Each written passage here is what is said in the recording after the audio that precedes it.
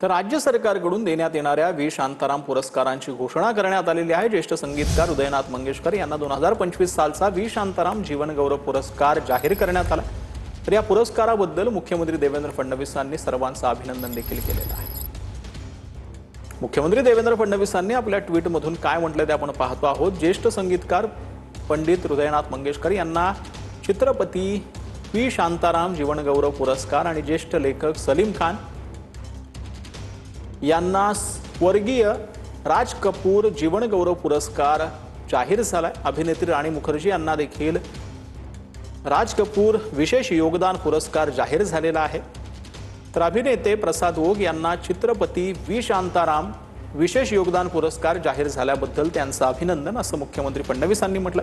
चित्रपटसृष्टीतील सर्वोच्च सन्मान पुरस्कारांचं वितरण आणि मानकरी जे ठरलेले आहेत त्या सर्व मान्यवरांचे मनपूर्वक अभिनंदन असं देखील मुख्यमंत्री फडणवीसांनी आपल्या ट्विटमध्ये म्हटलं।